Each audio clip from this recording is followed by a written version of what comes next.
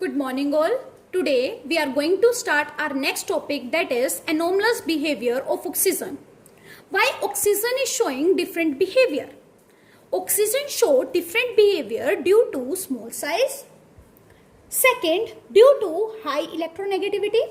Third, due to absence of vacant d orbital. And fourth, due to the formation of p-pi bond. And due to small size and high electronegativity, oxygen form hydrogen bonding, or oxygen show hydrogen bonding. Now let's check the reactivity of group 16 element with hydrogen. When group 16 element react with hydrogen, they will going to form hydrides of type EH2, where E can be oxygen, sulfur, selenium and tellurium. Now let's talk about bond length. As we will move down the group, size will increase. If size will increase, then the bond length will also increase. Next is bond angle. This type of element EH2 will going to have bend shape like this, in which the central atom will be sp3 hybridized. As we will move down the group, the bond angle will decrease. This is because each central atom has two lone pair, and as we will move down the group, these lone pair on the central atom will become more diffuse, means become more big. And due to this, the lone pair and bond pair repulsion will increase. So to reduce this repulsion, to overcome this repulsion, these bonds will come close to each other and the bond angle will decrease. Next is, now try to do one question, that is why the bond angle of H2S is 92 degree but the water bond angle is 105 degree. Next property is thermal stability. As you know, thermal stability depend upon the bond strength, and as we are moving down the group, the bond length will increase. If bond length will increase, then the bond strength will decrease. So as we will move down the group, the thermal stability will also decrease due to decrease in bond strength. Next is reducing character. As you know, on moving down the group, the size will increase. If size of the element will increase, then bond length will increase. If bond length will increase, then bond strength will decrease. If bond strength will decrease, then the ability to release the H plus ions will increase, which means reducing character will increase. Next is acidic character. On moving down the group, size will increase. If size will increase, bond length will increase. Bond length will increase, then bond strength will decrease. If bond strength will decrease, then the ability to release H plus ions will increase. Hence, acidic character will also increase on moving down the group. Now, let's talk about boiling point. Boiling point. As we will move down the group, the size will increase, and van der Waals force of attraction will also increase. So due to increase in size and due to increase in van der Waals force of attraction, the boiling point will also increase. So the order should be H2O is less than H2S is less than H2SE is less than H2TE. The order should be this, but the order is this. Now the question is, why water has high boiling point than H2S? So the answer is due to the presence of hydrogen bonding in water. The water has high boiling point. Now let's see the reaction of group 16 element with oxygen. When group 16 element react with oxygen, they will going to form oxide. When sulfur react with oxygen, it will going to form SO2, SO3, that is sulfur dioxide and sulfur trioxide. When selenium react with oxygen, it will going to form SeO2, and when tellurium react with oxygen, it will going to form TeO2. Now, as we will move down the group, the oxidizing power will increase. The oxidizing power will increase. Now, the question is why on moving down the group, the oxidation power is increasing. Oxidation power means the ability to give oxygen. As you know, as we will move down the group, the bond length is increasing and bond strength is decreasing. So due to decreasing bond strength or due to the formation of weaker bond as we are moving down the group, these elements can easily release oxygen. And due to this, they have more oxidizing power. Next is why SO2 is reducing while other are oxidizing.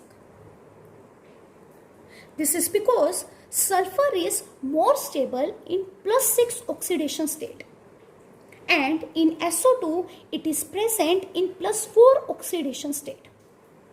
So to convert from +4 to +6, it can easily lose electron, and loss of electron means reducing. It can easily lose electron and it can easily reduce. It can easily reduce. That is why SO2 is reducing while other than oxidizing. Now let's see the reaction of group 16 element with halogen. When group 16 element react with halogen, they will going to form hydride. When oxygen react with halogen, it will going to form OF2 and O2F2, where F is fluorine. When sulfur react with fluorine, it will going to form SF2, SF4, SF6 type of halogen. When selenium react with halogen, or you can say fluorine, it will going to form SF4 or S2F2. When tellurium react with halogen, or you can say fluorine, it will going to form TeF4. TeF4. Now there is a question why SO4 exists as a gas, SeF4 exists as a liquid, whereas TeF4 exists as a solid.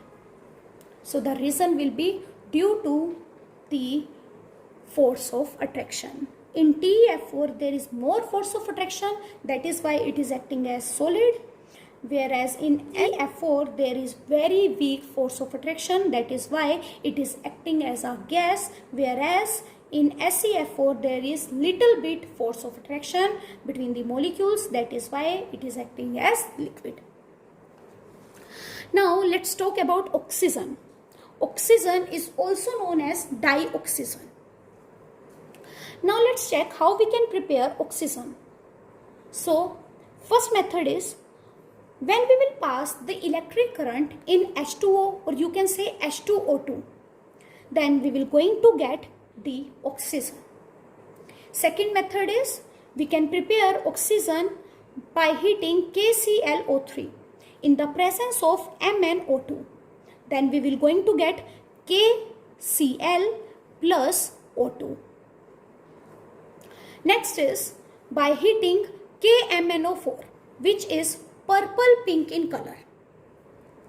And when we will going to heat potassium permanganate, we will going to get potassium magnate, which is green in color.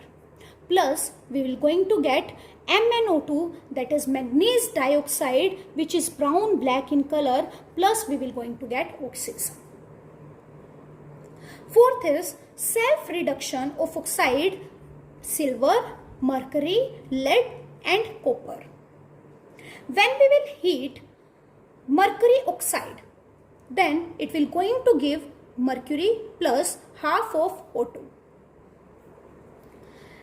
When we will going to heat silver oxide, it will going to give us silver plus oxygen. Next we can prepare oxygen by heating potassium dichromate, which is orange in color. When we will going to heat potassium dichromate, it will going to give us yellow color of K2CrO4. It will going to give us K2CrO4, which is yellow in color, plus chromic oxide, that is Cr2O3, which is green in color, plus oxygen. Sixth is, when we will heat Mn3O4, it will going to give us MnO2 plus oxygen. Next is, when we will going to heat any nitrate, it will going to give us NO2 gas plus oxygen. Now there is one important question. We have A, and on heating it will going to give us the B, which is white in color, plus it will going to give us two gases C and D, whereas C is brown in color.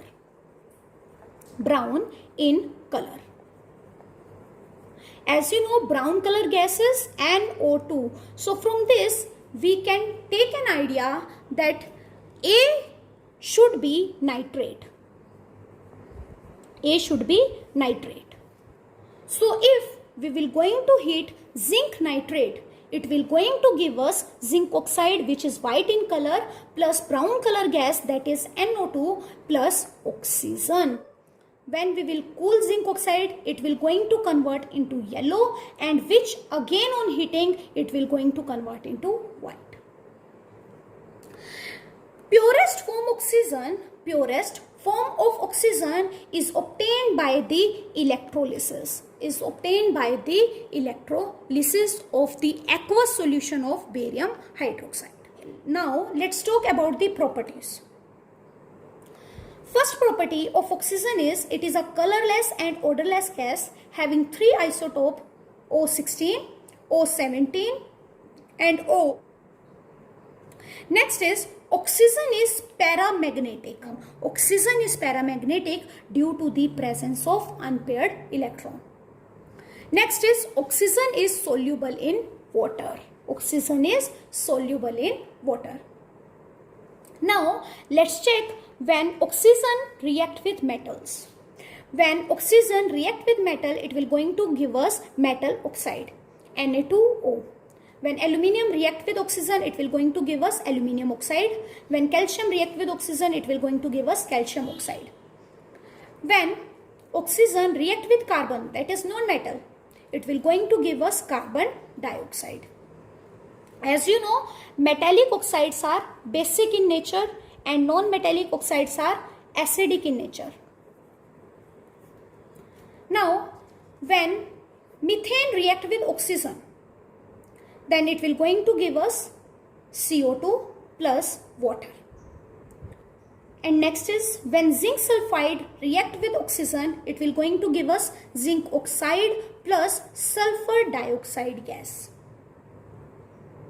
Now let's do two questions. Which of the following does not react with oxygen directly? Zinc, titanium, platinum and iron. So the answer is platinum, because it is a noble metal. Also gold and silver is also a noble metal which do not react with oxygen directly. Next is, complete the following reaction. C2H4 react with oxygen. Find the product. When C2H4 react with oxygen, it will going to give us carbon dioxide plus water. Next is, when aluminium react with oxygen, it will going to give us aluminium oxide. Now let's see the classification of oxides. First oxide is acidic oxide. What do you mean by acidic oxide? Acidic oxide means the oxide that react with water and form acid. For example, sulfur dioxide. When sulfur dioxide react with water, it will going to give us sulfurous acid, that is H2SO3. When sulfur trioxide react with water, it will going to give us sulfuric acid, H2SO4. When carbon dioxide react with water, it will going to give us carbonic acid, H2CO3. When P4H6 react with water, it will going to give us phosphorus acid, that is H3PO3. H3PO3. When P4O10 react with H2O, it will going to give us phosphoric acid, that is H3PO4. H3PO4. And when N2O5 react with water, it will going to give us nitric acid. Again, when sulfur dioxide react with water, it will going to give us sulfurous acid. Sulfur trioxide react with water, it will going to give us sulfuric acid. When carbon dioxide react with water, it will going to give us carbonic acid. When P4O6 react with water, it will going to give us phosphorus acid. When P4O10 react with water, it will going to give us phosphoric acid, that is H3PO4. And when N2O5 react with water, it will going to give us nitric acid, HNO3. And you know, mostly non-metallic oxide will going to give us acidic oxide. Now let's talk about basic oxide. Are those oxide which react with water and form base. For example, Na2O, CaO and MgO. When calcium oxide react with water, it will going to give us calcium hydroxide. When Na2O, sodium oxide, react with water, it will going to give us sodium hydroxide. Next is amphoteric oxide. Amphoteric means which can react with base also and which can react with acid also. So aluminum oxide act as a amphoteric oxide because it can react with acid also and it can react with base also. When aluminum oxide react with HCl in the presence of water, it will going to give us AlH2O6 3 positive plus it will going to release Cl negative ion. Now let's see the name of this compound. 6 means hexa, H2O means aqua, hexa, aqua, aluminium 3 ion, aluminium 3 ion. When aluminium oxide going to react with base in the presence of water, it will going to form Na3AlOH6. AlOH6. Now let's see the name of this compound. So that's Na all for today. Sodium. Have a nice 6 day. Means hexa, OH means hydroxo and Al means aluminate. Aluminate 3 positive. Aluminate 3 positive. Last is neutral oxide. Neutral oxide means which neither react with acid nor with base. For example, water, N2O, NO, CO, etc. They all are neutral oxide. So oxides are of 4 types: acidic oxide, basic oxide, amphoteric oxide and neutral oxide. In general, in periodic table, acidic character of oxide increases on moving left to right and basic character increases on moving down the group. Higher the oxidation state, higher will be the acidic character. Higher the oxidation state, higher will be the acidic character. Next is ozone, O3. Ozone is an allotrope of oxygen. And now let's see how we can prepare it. We can prepare ozone by passing the stream of oxygen through the silent electrical discharge. Silent electric discharge. When we will pass the stream of oxygen through the electric discharge, it will going to give us ozone. It will going to give us ozone. Ozone is present in the upper atmosphere above 20 km from the surface of Earth. Now let's see the properties.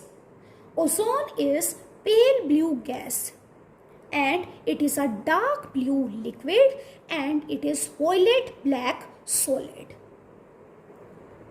Next is, in higher concentration, ozone is very harmful due to its oxidizing power. Ozone is a very good oxidizing agent which on decomposition gives O2 plus nascent oxygen. Due to the release of this nascent oxygen, it is a good oxidizing agent.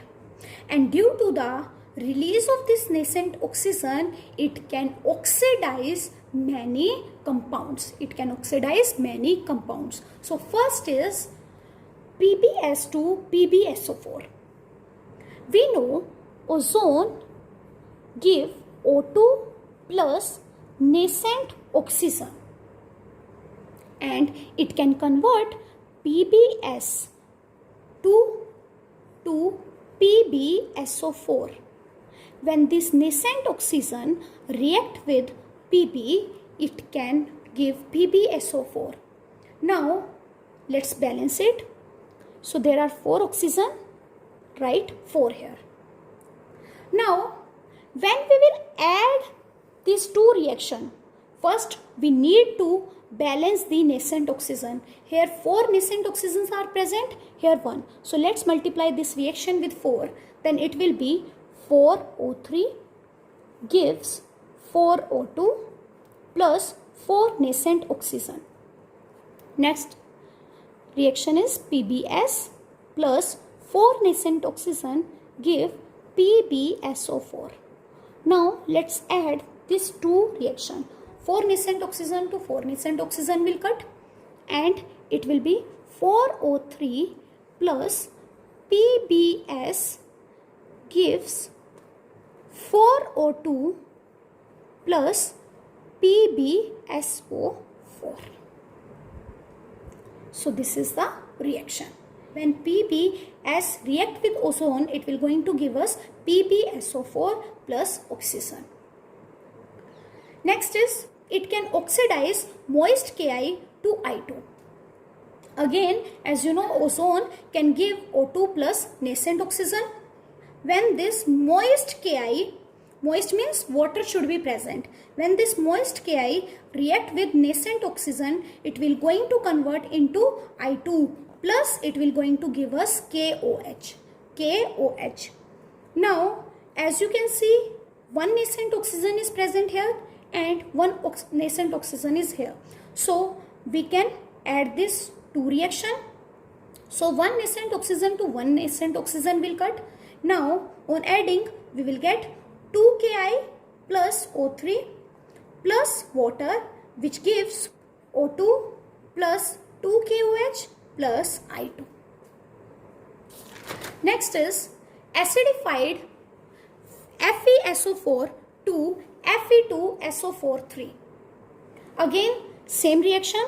Ozone gives O2 plus nascent oxygen, and this acidified FeSO4 react with nascent oxygen. It will going to give us Fe2SO4 plus it will going to give us water. Now again, as you can see, in this 1 nascent oxygen is present and here also 1 nascent oxygen is present.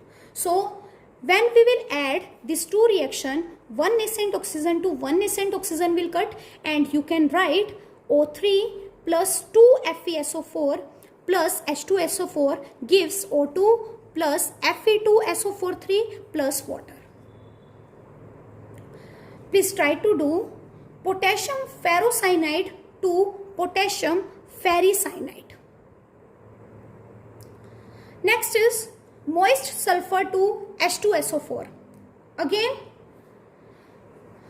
O3 will going to give us O2 plus nascent oxygen. When sulfur react with this nascent oxygen, it will going to give us sulfur trioxide, and this sulfur trioxide react with H2O and it will going to give us H2SO4. Now, as you can see, here 3 nascent oxygens are present. So before adding these reactions, first we need to multiply this reaction with 3. So when we will multiply this reaction with 3, the nascent oxygen will become 3 nascent oxygen. So 3 nascent oxygen to 3 nascent oxygen will cut. SO3 to SO3 will cut. Now what is left? That is O3 plus sulfur plus water. It can give O2 plus H2SO4. So when sulfur react with ozone, it will going to give us H2SO4. Similarly, it can oxidize iodine to HiO3, that is iodic acid. HiO3 is iodic acid. Next is mercury oxidized to mercurous oxide. Mercurous oxide is Hg2O. Ozone gives O2 plus nascent oxygen, and when this nascent oxygen react with mercury, it will going to give us Hg2O, that is mercurous oxide. Now as you can see here, one nascent oxygen is present, here also one nascent oxygen is present. So one nascent oxygen will cut one nascent oxygen, and it will going to give us 2 Hg plus O3, it will going to give us O2 plus Hg2O. Now as you can see, whatever reaction we have done till now, in all that reaction, oxygen has been released. Now, as you can see, these two reactions in which sulfur dioxide react with ozone, it will going to give us sulfur dioxide, and when SnCl4 react with ozone, it will going to give us SnCl4 plus 3 water molecules. In these two reactions, oxygen is not liberated at the end of reaction because of oxidizing nature of O3. It acts as a bleaching agent.